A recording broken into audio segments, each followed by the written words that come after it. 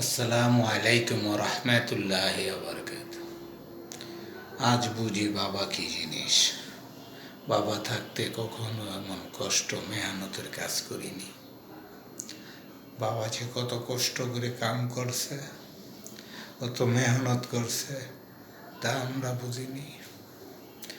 আজ বড় হয়ে যখন নিজেরা কাজ করি, পরিশ্রম করি, এতে বোঝা যায় বাবা কত মেহনত করেছিল। সেই বাবা মেহনত করে আমাদেরকে মানুষ করে এতটুকু করে গেছে। সেই বাবা থাকতে কখনো বাবার দুঃখ, বাবার কষ্ট অনুভব করিনি। আজ যে কষ্ট মেহনতের কাজগুলো করি না, হারে হারে বুঝি আমার বাবা কতটুকু কষ্ট করেছিল। আজ বাবা নেই, তাই মাঝে মাঝে দুঃখ হয়। বাবা, আমার দুঃখগুলো তুমি থাকতে আমরা বুঝিনি।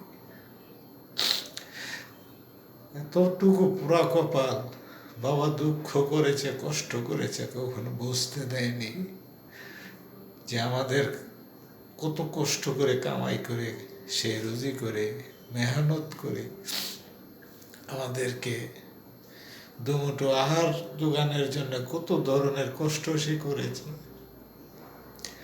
আজ আমরা বড় হয়েছি, বাবা নেই, তাই বাবার জন্য দোয়া করি অন্তর থেকে। বাবাকে যেন আল্লাহ তাআলা ভুল ত্রুটি করে থাকলে আল্লাহ যেন মাফ করে দেয়।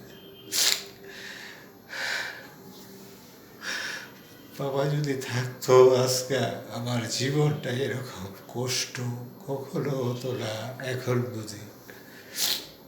কিন্তু বাবা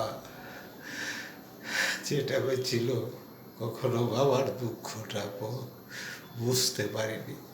তাই বাবা, তোমার কাছে মাপ চাই, তুমি আমাকে ক্ষমা করে দিও। তুমি থাকতে আমি তোমার দুঃখ বুঝি রে বাবা। তাই বাবা জন্য দোয়া করি আল্লাহ তাআলার কাছে। আল্লাহ তাআলা যদি আমার বাবা বুঝে না বুঝে ভুল করে থাকে, আল্লাহ আপনি ক্ষমা করে দিবেন। তার জীবনে যত গুনাহ আছে আল্লাহ আপনি ক্ষমার চোখে দেখবেন। আমার এই এতিম বাপটা আজ নেই আমাদের পাশে, আমাদের এতিম করে সে চলে গেছে। তাই আমি আমার বাবার জন্য দোয়া করি, আল্লাহ যেন আমার বাবাকে মাফ করে দেয় এবং আল্লাহ তাআলা যেন আমার বাবাকে বেহেশতে নসিব করে। আল্লাহ, তুমি আমার বাবাকে ক্ষমা করে দিও।